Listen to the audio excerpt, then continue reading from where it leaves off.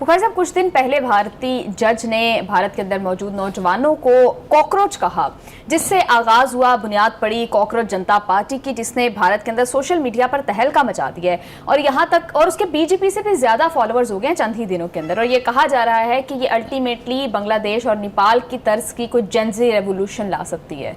देखिए, तारीख भरी पड़ी हुई है ऐसे वाक़यात से कि आपको याद नहीं है कि अबाबील जो है उन्होंने कंकर फेंक के एक दुनिया की बहुत बड़ी उस वक्त की जो ताकत थी उसका तहस नहस करके रख दिया था। कि आपको याद नहीं है कि 313 मुसलमानों ने 10,000 की फ़ौज का क्या हशर किया था? कि आपको याद नहीं जब तारक बिन ज़ियाद ने कश्तियाँ जलाई थी और सिंध फतह किया था?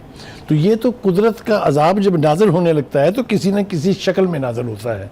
मेरे ख्याल से बीजेपी और RSS को अपनी मकबूलियत का बुखार था, जो घमंड था, उसको तोड़ने के लिए एक जज के जुमले ने एक नई कुव्वत को मारदे वजूद में ले आई है।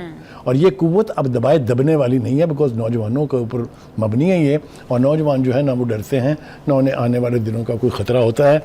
मुझे यूँ लगता है कि ये अल्लाह की तरफ से एक अजाब की सूरत में कॉकरोच नाज़िल हुए हैं और ये मोदी भाई को भुगतने पड़ेंगे, इतनी जल्दी उसकी जान छूटने वाली नहीं है। क्या ये सोशल मीडिया तक रिस्ट्रिक्टेड रहेगी, सिर्फ मीम्स की हद तक, या प्रैक्टिकल इम्पैक्ट इस मूवमेंट का? Absolutely not. जब झाड़ू पार्टी शुरू हुई थी, आम आदमी पार्टी जो बाद में बनी, तो गलियां साफ करते थे वो, फिर पार्लियामेंट में अक्सरियत हुई उनकी, आपको याद नहीं है?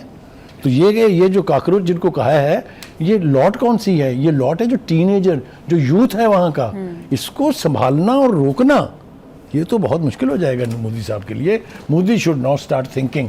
खासा और वो इम्पैक्ट पड़ता दिखाई भी दे रहा है, जिस तरह से सारी जो है वो उनके अकाउंट्स हैक किए जा रहे हैं, जो इसके बानी हैं उनको मारने तक की धमकियां भी जो है वो दी जा रही हैं। Thank you so much sir for your analysis.